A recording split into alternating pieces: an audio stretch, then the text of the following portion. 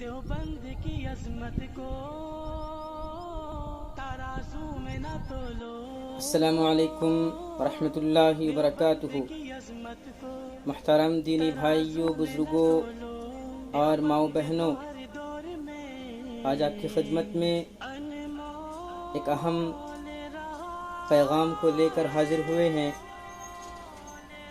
اور اس بات کی کوشش کریں گے کہ کچھ اصلاحی باتیں کی جائیں۔ آج سب سے پہلے اللہ تعالیٰ سے دعا کرتے ہیں کہ اللہ تعالیٰ مجھ گنہگار کو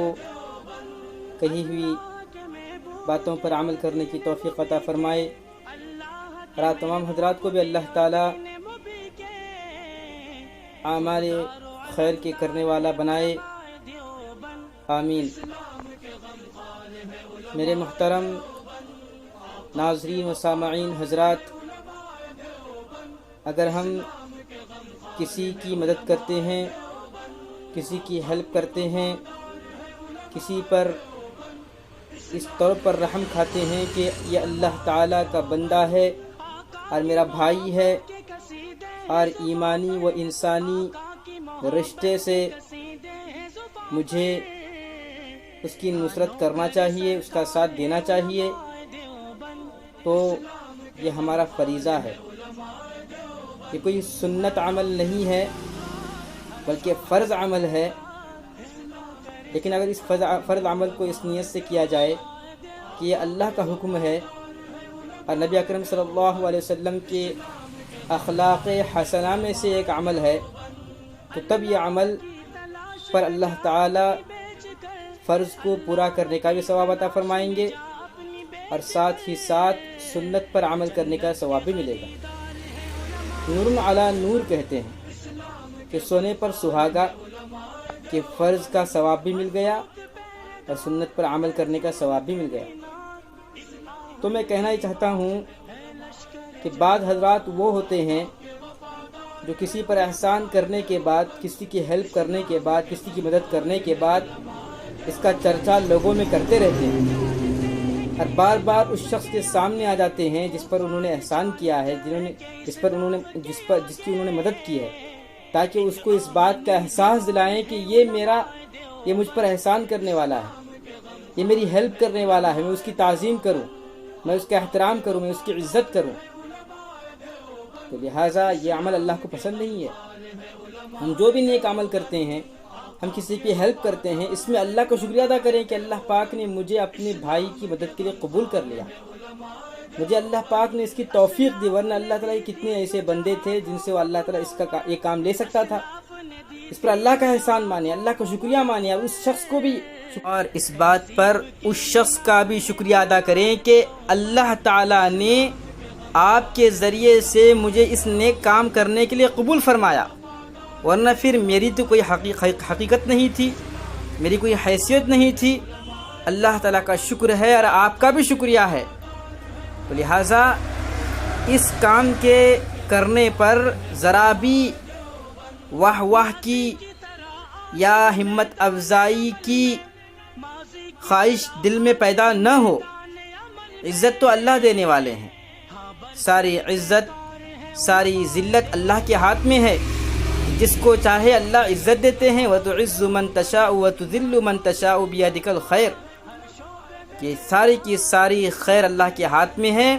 وہ جس کو چاہے عزت دیتے ہیں، جس کو چاہے ذلت دیتے ہیں، یہ اللہ کی مرضی ہے۔ لیکن جو بھی عمل کریں، جو بھی کسی کا ساتھ دیں، کسی کی ہیلپ کریں، کسی کی نصرت کریں، اس کے نتیجے میں، اس کے بدلے میں اس شخص کے سامنے اپنے احسان کو جتانا اور اس سے عزت کو چاہنا، یہ سب غلط بات ہے، اور یہ اس عمل کے ثواب کو ختم کرنے والی بات ہے۔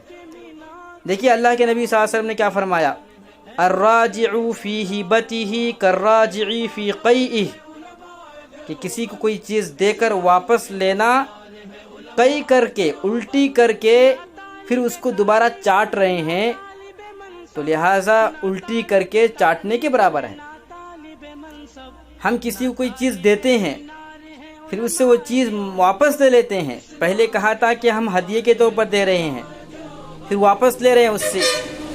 تو یہ جو ہے گویا کہ اس طرح سے ہوا کہ کسی نے الٹی کر لی، پھر اسی اپنی الٹی کو واپس جو ہے اپنے حلق میں لوٹا رہا ہے. لہٰذا یہ جائز عمل نہیں ہے، حرام عمل ہے، اور اللہ تعالیٰ کو سخت ناراض کرنے والا عمل ہے،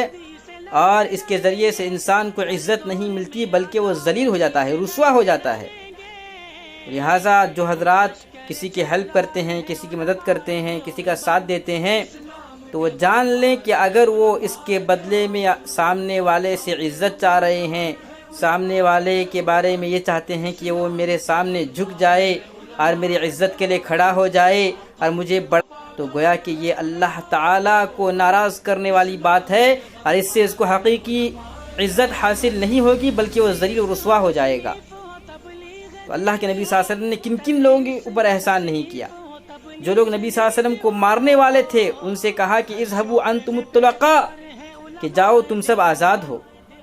تو کیا اللہ کے نبی صلی اللہ علیہ وسلم نے اس کے بعد احسان جتایا؟